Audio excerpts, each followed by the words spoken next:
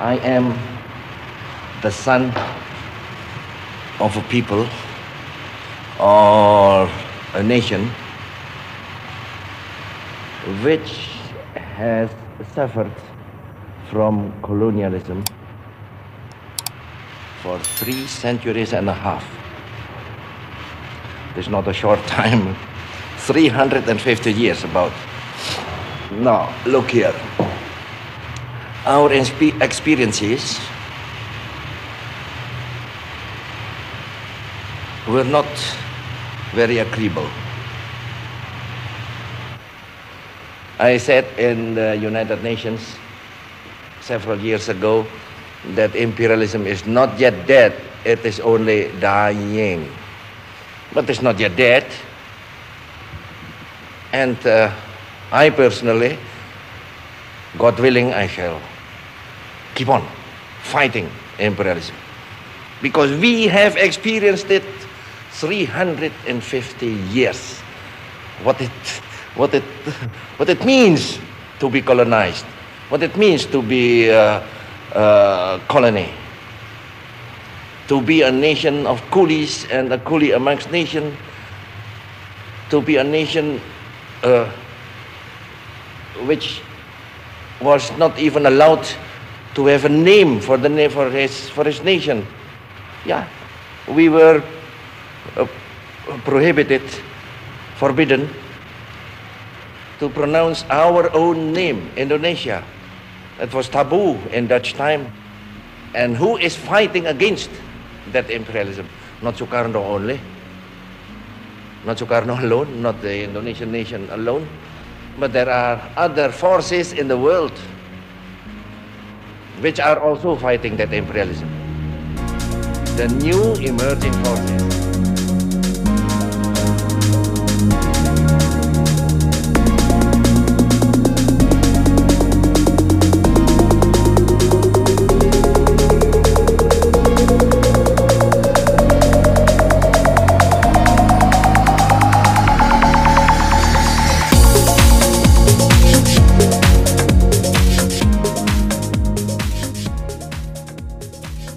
Memori sejarah dan mengingat kembali 1965,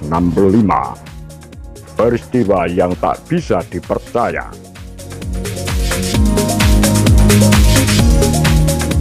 Dipetik dari wawancara dengan Letnan Kolonel Heru Atmojo, Deputi Intelijen Angkatan Udara Republik Indonesia. Rasanya seperti mimpi buruk. Tak seorang pun akan memprediksi hal terburuk terjadi pada tahun 1965.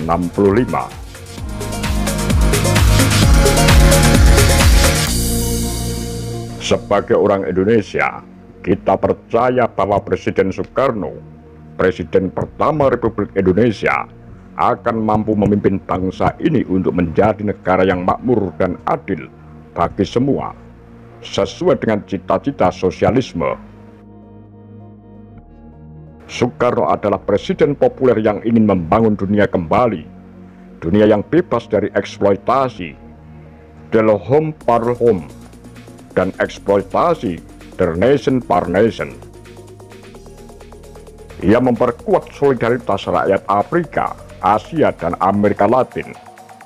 Bahkan, dia cukup berani untuk mengatakan kepada imperialis, "Persetan dengan bantuan Anda. Go to hell with your aid." Hal itu dinyatakan untuk menghadapi ancaman imperialisme Amerika Serikat.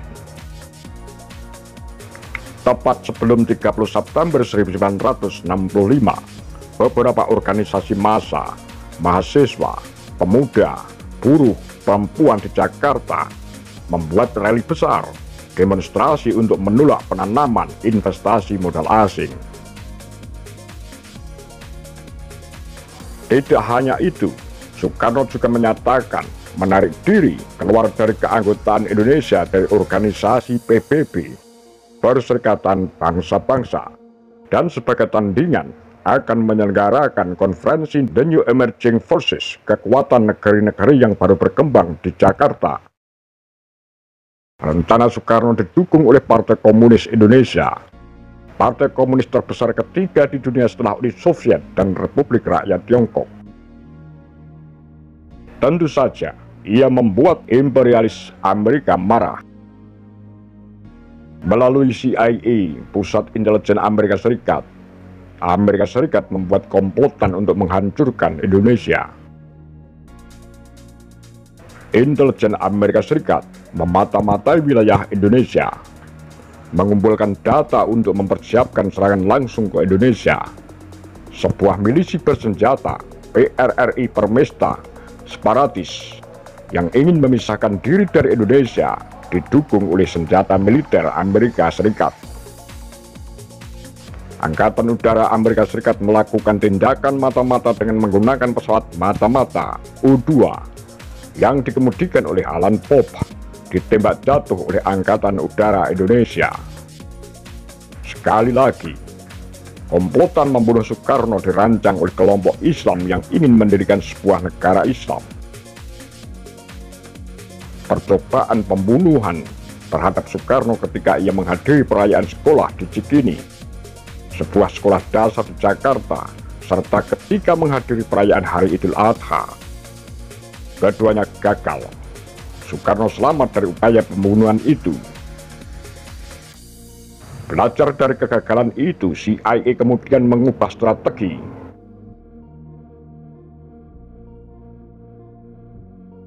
CIA kemudian mengubah strategi untuk tidak menggunakan serangan langsung untuk membunuh Soekarno, tapi membiarkan Partai Komunis Indonesia sebagai pendukung militan Soekarno membuat kesalahan mereka sendiri, kemudian menghancurkan mereka sebagai langkah berikutnya untuk menggulingkan Soekarno.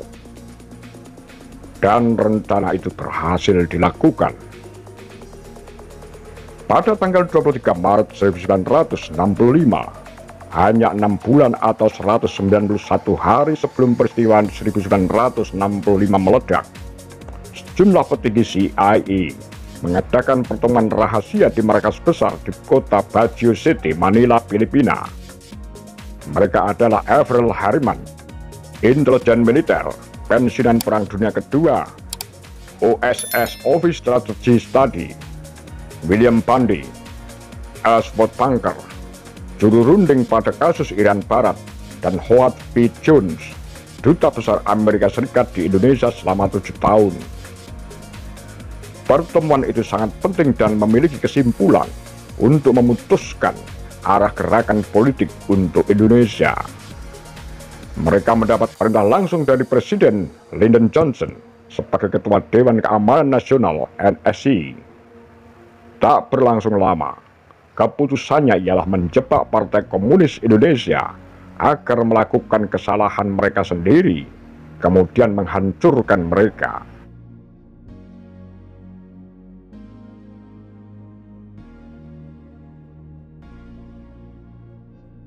Pembunuhan massal di mana-mana. Pembunuhan 6 jenderal dan 1 perwira menengah Angkatan Darat pada dini hari 1 Oktober 1965 oleh sekelompok pengawal militer kepresidenan Cakrabirawa adalah titik awal untuk menyalahkan PKI sebagai kambing hitam dalam pembunuhan para jenderal itu. Propaganda hitam diluncurkan segera. Fakta dan data yang dimanipulasi digembar-gemborkan. Pers dikendalikan oleh tentara. Semua surat kabar dilarang. Surat kabar yang diizinkan adalah angkatan bersenjata, koran ABRI, dan berita Yuda, berita perang sebagai corong resmi tentara. Tindakan berikutnya ialah menghancurkan seluruh pengikut PKI dan simpatisannya, anggota organisasi massa pendukungnya. Ini terjadi di seluruh Indonesia. Pembunuhan massal terhadap orang yang dituduh sebagai komunis dimulai. Penangkapan, penahanan, penyiksaan, pemenjaraan, pemerkosaan, penjarahan di mana-mana.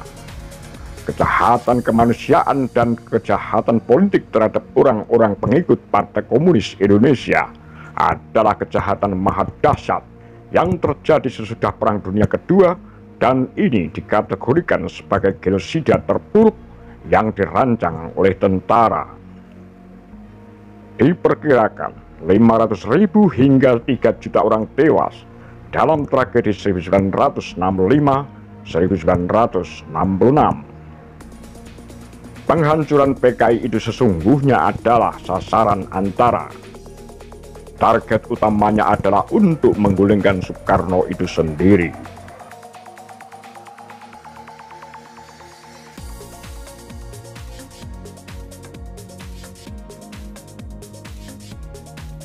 Apa pendapat Anda? Demikian kura-kura takar lambe sundel.